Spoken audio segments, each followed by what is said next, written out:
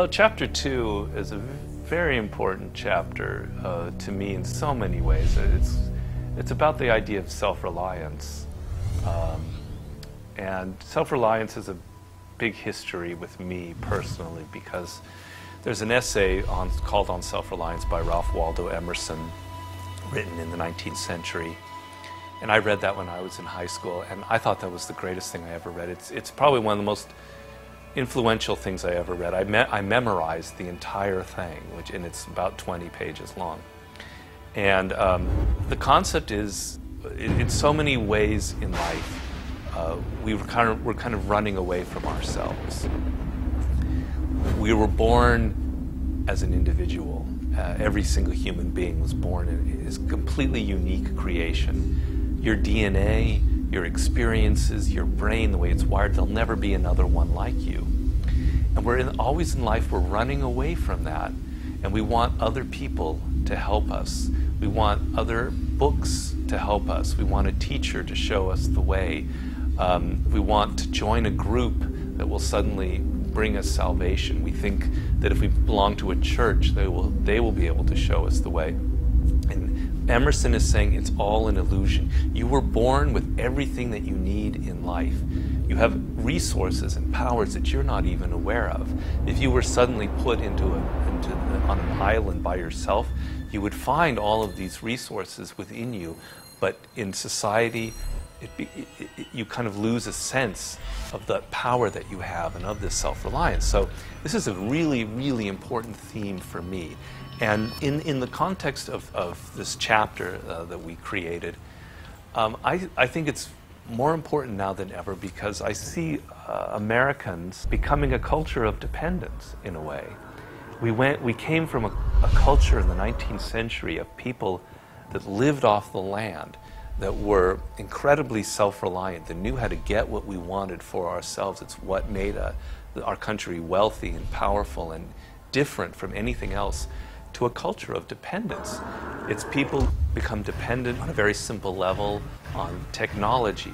They become dependent on entertainment for the slightest. They're bored in any way for something to divert them. They become dependent on drugs and prescription medicine. I mean, the prescription medicine industry in America is insane. How many people are being prescribed these drugs for the slightest thing? We become dependent on everything to help us in life. When we feel sick, the first thing we think of is a drug that can help us. If we're depressed, we have this that can help us. And we're not developing things from within. We're not developing our own skills and talents. So that, for instance, if you learn early on in life to read a book and to think for yourself, when you felt bored or you felt depressed, you would now have these resources that you could depend on, these thoughts, these ideas, these books, or it could even be a person, a guru or a mentor that you could trust. You could turn to this, and it's something that comes from within you. It's a power you have developed, and nobody can take that away from you. I think this is an extremely important issue for nowadays, and what really impressed me with someone like 50 is he grows up in a world without any parents. I mean, it's a hard thing to imagine in life, but try for a moment, put yourself in those shoes. He never knew his father. To this day, he doesn't know who his father is. His mother was murdered when he was 8 years old. She was a hustler. His grandparents take him in, but they have 9 other kids that they're looking after from various different extended families.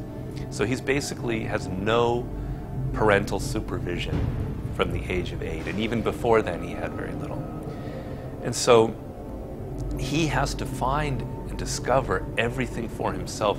He can't depend on other people to give him anything. They won't give him money, they won't give him clothing, they won't give him education.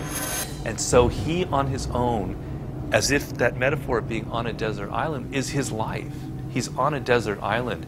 He has to develop everything for himself, and he does. And that is what has made him a person of incredible power now.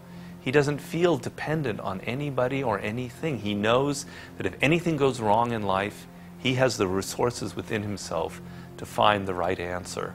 And so I think this is an idea that applies to an individual, it applies to a company, to a leader, to a CEO, it applies to relationships. Self-reliance is, to me, the most, if you're going to develop anything in life, that has to be it. That's the most important skill.